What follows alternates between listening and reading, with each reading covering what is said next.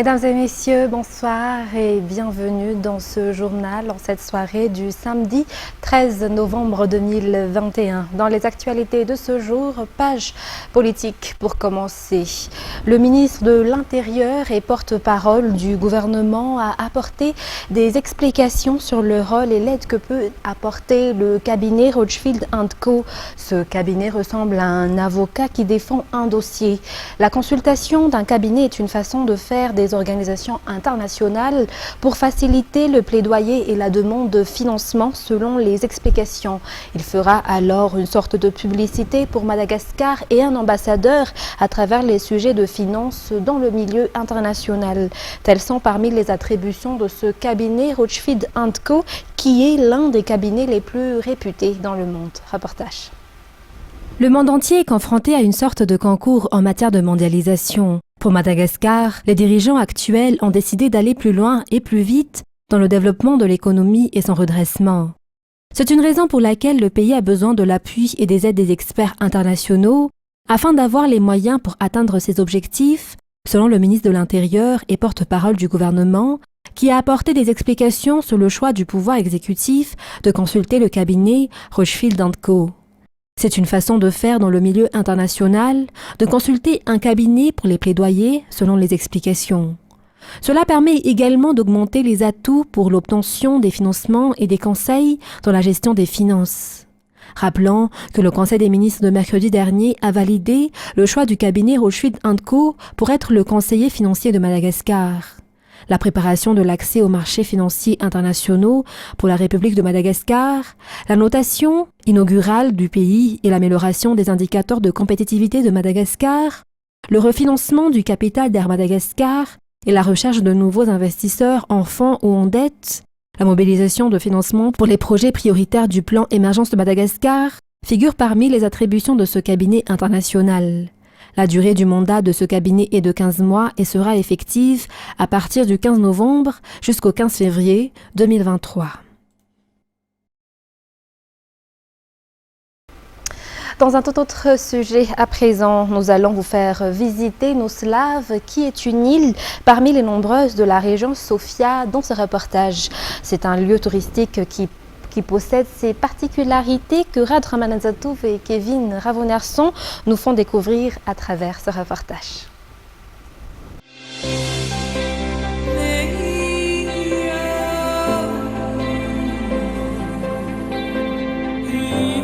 Nous sommes à Noslav, qui était auparavant une prison tristement renommée. Le dernier détenu a été libéré en 2002 et les infrastructures sont complètement détruites à l'heure actuelle. Sa triste renommée n'est plus qu'un souvenir. Pourtant, c'était un des endroits où avait été transféré ceux passibles des pires sanctions, selon le chef du Fukuntan. Mais la localité est maintenant devenue un lieu touristique. Noslav est parmi les 21 Fukutan qui composent la commune d'Analalav. C'est un lieu qui a toute sa valeur et possède tous les atouts pour être classé parmi les sites touristiques, affirme de son côté le maire de la commune d'Analalav. Noslav compte 1350 habitants actuellement. La pêche est parmi les moyens de subsistance des habitants du fait des nombreuses ressources halieutiques dont dispose sa mère. La population demande des infrastructures touristiques à Noslav, mais surtout l'investissement dans les moyens de transport afin d'en faciliter l'accès. Cette mère de famille qui a visité l'île durant la journée internationale des régions qui s'est tenue dans la région Sofia s'est dite satisfaite de sa beauté. La région Sofia est un lieu qui regorge de ressources et possède plusieurs sites touristiques selon le gouverneur de la région Sofia durant la visite des îles historiques.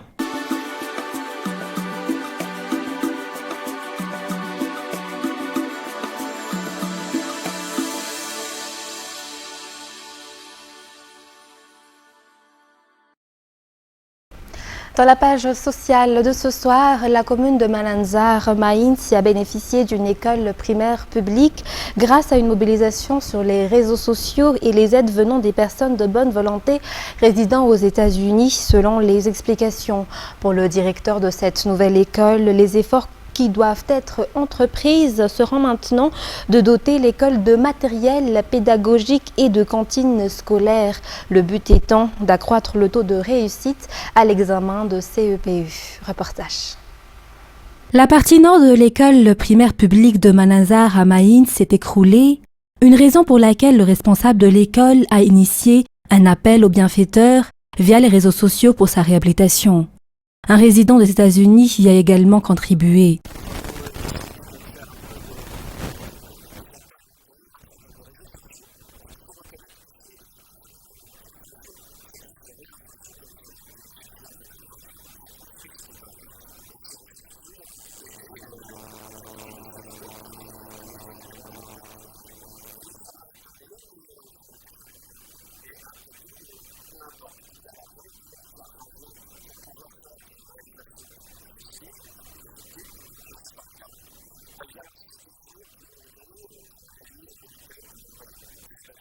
La prochaine étape visera la dotation de matériel pédagogique et de cantines scolaires, ce qui permet un bon taux de réussite de l'examen du CEPE selon le responsable de l'école.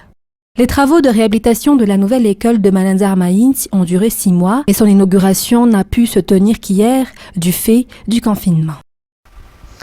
Page culturelle, le monde de la culture est justement en deuil à présent. Bruno Rangiama Atan, un membre du groupe Nirenlouv, connu sous le nom de Bir, a rendu l'âme aujourd'hui à l'âge de 87 ans. Il était parmi les fondateurs du groupe Nirenlouv dans les années 1956 à Antananarivo. Bir était non seulement un chanteur mais aussi un compositeur. Nous allons suivre un petit extrait d'une de ses chansons qui a fait connaître le groupe.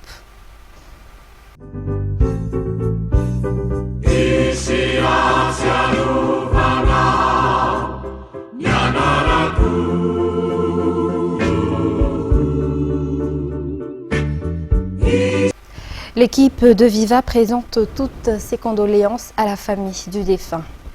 Passons à présent aux actualités internationales. Paris rend hommage aux victimes des attentats de 13 novembre 2015. Après une cérémonie marquée par la pandémie en 2020, cette année, la commémoration organisée ce jour s'est déroulée en même temps que le procès en cours depuis septembre. France 24. Il y a 3 jours, son témoignage a été l'un des derniers temps forts du procès des attentats du 13 novembre. À la barre, François Hollande s'est d'abord adressé aux victimes. Selon lui, aucun risque spécifique n'était connu ce soir-là. Le président assume ses choix. Si j'avais le moindre doute sur ce que nous avions fait, je vous le dirais en exprimant le pardon que je réclamerai. Une position différemment appréciée par les parties civiles, déjà durement éprouvée depuis l'ouverture du procès début septembre. Première phase importante, fin septembre, survivants et familles endeuillées témoignent durant 5 semaines. Au début, je me suis dit, je viendrai pas. Je m'étais même dit, je viendrai pas au témoignage des victimes des autres attentats parce que j'ai déjà assez de mal avec le mien, pas rajouter de la misère à la misère, et en fin de compte, pas du tout, quoi. Début novembre, le procès entre dans une nouvelle phase. La cour d'assises examine les parcours de vie des 11 accusés dans le box et des 3 suspects qui comparaissent libres. Salah Abdeslam, seul membre encore en vie des commandos parisiens, est le premier entendu. L'accusé reste calme, lui qui au début du procès avait souvent laissé éclater sa colère. Début 2022, tous les accusés seront à nouveau interrogés, mais cette fois sur les faits. Le verdict final est attendu fin mai. L'Union européenne s'est félicitée des efforts fournis par certains pays pour endiguer l'afflux de migrants à la frontière entre la Pologne et la Biélorussie, tandis que les tensions ne cessent de croître du côté biélorusse. Samedi, le corps d'un jeune Syrien a été retrouvé par la police polonaise. France 24 nous en dit plus. Un groupe de Syriens est parvenu à sortir de la zone restreinte après avoir traversé la frontière. Ces volontaires polonais s'empressent de leur venir en aide. Comment vous sentez-vous ? J'ai tellement froid. Vous avez froid ? Vous avez de la nourriture ou de l'eau ? Non. Ils sont 6 adultes et un enfant. Ils affirment qu'ils se sont fait refouler plusieurs fois par les gardes-frontières polonais. On a fini par essayer de retourner dans notre pays parce que, vous savez, je ne pouvais pas traverser la frontière. Mais quand j'ai essayé de revenir à Minsk, l'armée biélorusse nous a attrapés et certains d'entre nous ont été battus. Pouvez-vous nous en dire plus sur ce qui vous est arrivé, l'endroit où ils vous ont attrapé, ce qu'ils ont fait du côté polonais ? Ok, j'ai essayé de traverser 9 fois la frontière. Une voiture arrive. Ce groupe ne veut pas être vu. Ils cherchent à échapper aux gardes-frontières polonais et demander l'asile en Allemagne. Piotr prend leurs coordonnées au cas où. Si la police nous attrape, on vous appelle, c'est ça? Oui, vous pouvez nous appeler.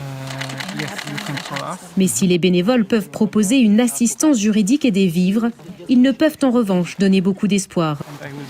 Je vais être franc avec vous, on a beaucoup de groupes qui se font refouler. Ces Syriens ne vont donc pas demander l'asile, mais tenter leur chance dans la forêt. Au revoir. De retour à Varsovie, Piotr confie son désespoir de voir les autorités polonaises refouler tous ces migrants dans la forêt glaciale, même ceux qui réclament l'asile. Ils veulent que des gens meurent pour décourager les autres. Et ce n'est pas seulement illégal, c'est aussi inhumain. Cela ne devrait pas arriver en Europe et en particulier en Pologne. Mais non loin de la frontière, à Sokolka, beaucoup d'habitants soutiennent la ligne dure du gouvernement. Ils voient les migrants comme une menace. Ils vont nous tuer. Ils ont déjà volé une voiture là-bas. Quand je vais à la campagne, j'ai peur de dormir dans mon village près de la frontière. Si on les laisse entrer, des centaines de milliers d'autres vont venir. Si la Pologne fait ça, la vague ne se déversera pas seulement en Pologne, mais aussi dans toute l'Union européenne. On a vu ce qui s'est passé en 2015. En attendant, impossible de savoir combien de migrants se cachent dans ces forêts, ni combien sont morts.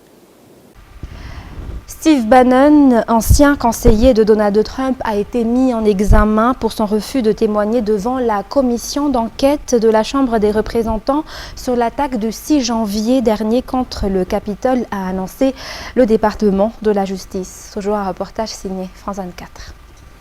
Steve Bannon, l'ancien conseiller de Donald Trump, est poursuivi pour avoir refusé de témoigner et de transmettre des documents à la commission spéciale de la Chambre des représentants qui enquête sur le rôle de l'ex-président dans l'attaque de ses partisans contre le Capitole le 6 janvier dernier. Steve Bannon aurait pu détenir, selon la commission, des informations sur cette attaque. He said all hell is going to break loose. He said, quote, "We are coming in right over the target. This is the point of attack we have always wanted."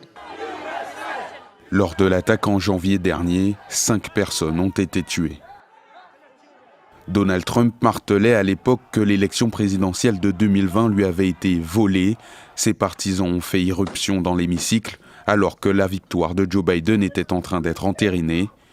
Cette inculpation de Steve Bannon devrait envoyer un message clair à tous ceux qui pensent pouvoir ignorer la commission ou essayer de faire obstacle à l'enquête, a réagi le président démocrate de la commission d'enquête. Mais ce vendredi, Mark Meadows, ancien chef de cabinet de Trump, cité à comparaître devant la commission, était absent. Pour clore les actualités de ce jour, page sportive. Le club de Foussa Junior Bouinj, dans la discipline football, se dit prêt à faire mieux pour cette saison 2021-2022. 5 nouveaux joueurs vont renforcer les rangs de l'équipe. Parmi eux, Dax, un ancien joueur qui est revenu après avoir joué en Afrique du Sud. Selon le président de ce club, l'équipe ne se contentera pas de la première division, mais investira également dans les catégories féminines et juniors. Reportage signé Anzar Razonarville. Le club de Foussa Junior Bouinj a intégré 5 nouveaux joueurs pour renforcer l'effectif de sa première division pour cette saison 2021-2022. Ces derniers ont été présentés officiellement cette semaine. Il s'agit de VV, Phil, Arissa du club FEVFC, Tsir ex Adjesaya et Dax qui est revenu dans le club Foussa Junior après avoir joué à l'extérieur. Il a choisi de revenir pour rechercher de nouvelles opportunités dans ce club où il a percé auparavant, selon ses dires. Seul l'entraînement peut garantir la cohésion du groupe, surtout entre les anciens et les nouveaux membres de l'équipe, selon Théodin, capitaine des Foussa Junior Bouinj. L'entraîneur de cette équipe de première division, qui est le Foussa Junior, reste l'Italien Toto Nobile, ancien joueur de l'Inter de Milan. Le préparateur physique reste Florian Mulot, ancien staff des Barea, durant la CAN 2019. Durant la présentation des joueurs, le président du club, Stéphane Boisseau, a affirmé que les Foussa Juniors comptent aussi constituer une nouvelle équipe féminine et a également renforcé que la mise en place d'une équipe junior dont Harry Radonari-Samp sera l'entraîneur. Dans la catégorie première division, le club Foussa Junior Bouin prépare le Pro League à partir du 4 décembre. Mesdames et messieurs, c'est la fin de ce journal. Je vous remercie de nous avoir suivis jusqu'à la fin. Restez avec nous pour les prochaines émissions. Très bonne soirée à tous. Au revoir.